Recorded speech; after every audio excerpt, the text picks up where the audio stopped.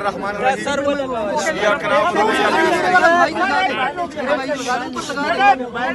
آج ہمارے یہاں آنے کا مقصد اپنی معزز عدلیہ کو، اپنے قابل احترام ججز کو یہ پیغام دینا تھا کہ پاکستان میں کافی عرصے سے اور بالخصوص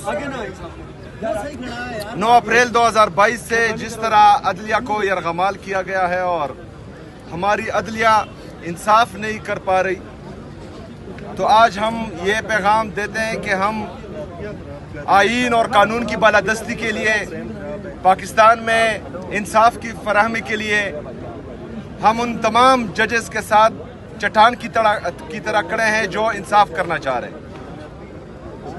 بدقسمتی سے 26ویں آئین کے ذریعے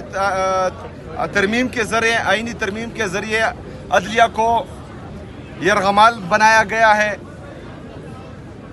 اس کے بعد سے ہم دیکھ رہے ہیں کہ جو پاکستان میں آئینی بحران آ رہا ہے وہ پوری دنیا دیکھ رہی ہے۔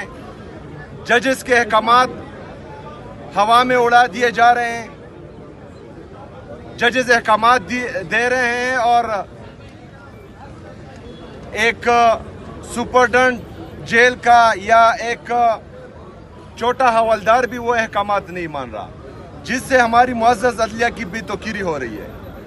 تو ہم چاہ رہے ہیں کہ ہمارے ججز اگر فرض کریں وہ یہ سمجھتے ہیں کہ ان کے انصاف میں کسی کی طرف سے خلل آ رہا ہے، تو ہمارے جتنے بھی وکلاء ہیں، ہمارے پاکستان کے غیرت مند عوام ان کے لیے باہر بھی نکلیں گے اور ان کے ساتھ جو ہیں وہ چٹان کی طرح کھڑے بھی ہیں۔ تو ہمیں بتایا جائے تاکہ آئین اور قانون کی بالادستی کے لیے ہم اپنا لائحہ عمل دے سکیں۔ ابھی ہمارے لیڈر، ہمارے قائد جناب عمران خان صاحب کے کیسز نہیں لگائے جا رہے ہیں، اس میں ان کی بریت کا کیس بھی ہے، القادر ٹرسٹ کا کیس بھی ہے، وہ نہیں لگائے جا رہے۔ تو ہماری یہ ریکویسٹ ہے کہ وہ لگائے جائیں اور انصاف کیا جائے، کیونکہ یہ پوری دنیا کو پتہ ہے کہ جس دن پاکستان میں انصاف ہوگا تو اسی دن ہمارا لیڈر، ہمارا قائد جناب عمران خان صاحب، ان کی اہلیہ بشرا بی بی، ہمارے جتنے بھی اسیران ہیں جو ناحق قید ہیں وہ جیلوں سے باہر ہوں گے۔ لیکن بدقسمتی سے صرف فیصلے ہی دیے جا رہے ہیں، انصاف کوئی نہیں ہو رہا۔ کور کمانڈر پشاور سے ملاقات ہوئی ہے آپ کی؟ جی، کور کمانڈر صاحب آئے تھے مبارکباد دینے کے لیے، وزیر اعلیٰ سیکریٹریٹ، تو ان سے ملاقات ہوئی ہے۔ سر آپ کی جی دیکھیے جی، وہ مبارکباد کے لیے آئے تھے، کوئی آفیشل نہیں آئے تھے، تو ان آفیشلی گفتگو ہوئی ہے اور ہمارا موقف وہی ہے جو ہم باہر کہہ رہے ہیں، وہ جو ہے اندر بھی وہی موقف ہے۔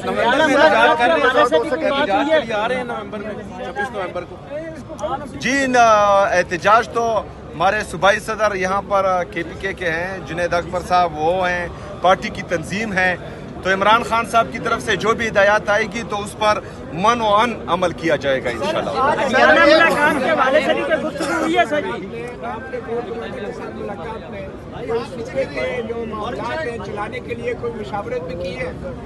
دیکھیے جی، میں چیف ایگزیکٹو ہوں پورے صوبے کا، میرے آفس میں جو ہیں IGP بھی آتے ہیں، چیف سیکرٹری بھی آتے ہیں، کور کمانڈر بھی آئیں گے، تمام سیکیورٹی اداروں کے جتنے بھی ہمارے آفیسرز ہیں وہ آئیں گے اور صوبے کے معاملات ان کے ساتھ ہی ڈسکس ہوں گے۔ تو انشاءاللہ تعالی جو موقف ہمارا ہے، جو موقف پاکستان تحریک انصاف کا ہے، جو موقف ہمارے لیڈر، ہمارے قائد جناب عمران خان صاحب کا ہے، تو وہی موقف ہمارا رہے گا انشاءاللہ۔ افغانستان کے ساتھ جو مذاکرات ہو رہے تھے وہ کل جو ہیں انہوں نے تحریری طور پہ ماننے سے انکار کیا ہے، تو کیا کہیں گے؟ دیکھیں جی، جب دوحہ میں وہ مذاکرات ہو رہے تھے اور میری اسمبلی کی سپیچ ہے، آپ اٹھا کر دیکھ لیں، اسمبلی کے فلور پر میں نے یہ کہا تھا کہ یہ خوش آئند ہے، لیکن ہمیں خدشات ہیں، کیونکہ ان مذاکرات میں نہ صوبائی حکومت کو جو ڈائریکٹلی افیکٹ ہوں گے اس سے، نہ ہمارے وہاں کے پارلیمنٹیرین کو، نہ ہمارے جو قبائلی مشران ہیں جن کا تقریباً ہزاروں سال کی تاریخ ہے، افغانستان کے ساتھ باؤنڈری پر ہیں، ना उनको एतमाद में लिया गया था। तो मेरे ख्याल में जिस तरह हमने कहा था कि जो भी मुज़ाकरात हो तो चाहे जिसके साथ भी हो, तो जो डायरेक्टली अफेक्टिव होते हैं और जो मुज़ाकरात को कामयाब बना सकते हैं उनको एतमाद में लेना चाहिए। चीफ जस्टिस को आपने खत लिखा था, उस पर कोई आपको रिस्पांस आया? नहीं, चीफ जस्टिस साहब को जो है मेरे लीडर मेरे कायद जनाब इमरान खान साहब ने भी ख़त लिखा था, उसका भी मौसर जवाब नहीं आया। मैंने भी ख़त लिखा था, उसका भी मौसर जवाब नहीं आया। तो हम तो यही चाह रहे हैं, यहाँ आने का मकसद यही है कि हमें बताया जाए कि पाकिस्तान में आईन और कानून की बालादस्ती चलेगी या डंडा चलेगा, ताकि हम जो है फिर अपना लाएअमल दे सकें। सर आज मुलाकात के लिए जी, मेरा नाम लिखा गया है आज की मुलाकात के लिए, तो इंशाल्लाह कोशिश जरूर करूंगा।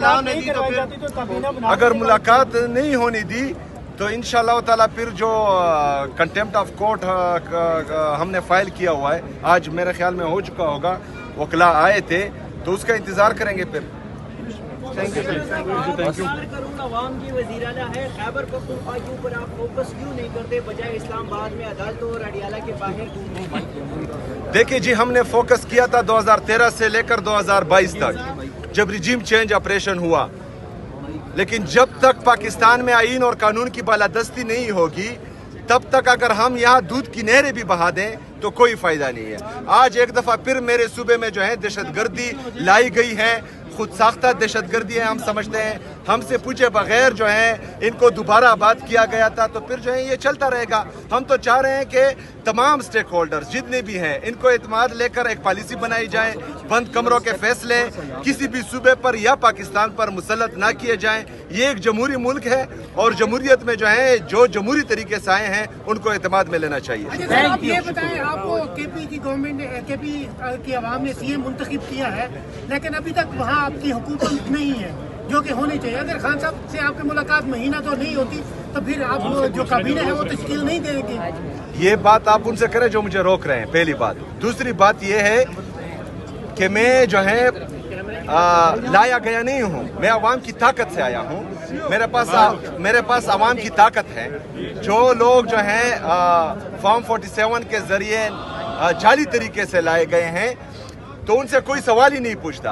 मैं आपसे कह रहा हूं कि आप उनसे सवाल करें जो पहले रोले अटका रहे थे, पेशावर में आकर प्रेस कॉन्फ्रेंसेस कर रहे थे, गलत इल्जामात लगा रहे थे हम पर, जो सियासी तकारीर, जिनका काम नहीं है सियासी तकारीर करना, सियासी प्रेस कॉन्फ्रेंसेस करना, वो सियासी प्रेस कॉन्फ्रेंसेस कर रहे थे और सुतैली माँ जैसा सलूक हो रहा है।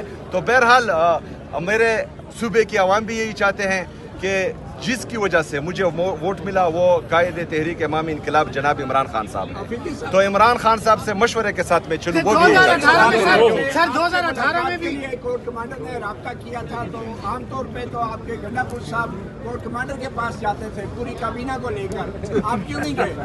देखिए जी, उनका तो मुझे पता नहीं है, लेकिन मैं चाहता हूँ कि जो सूबे के चीफ एग्जीक्यूटिव हैं, जो पाकिस्तान के प्राइम मिनिस्टर है, तो उनकी तौकीर जमहूरियत में बहाल रहनी चाहिए और ये लोग जो हैं उनके दफातर में आने चाहिए, डिग्गी में चुप कर नहीं जाने चाहिए।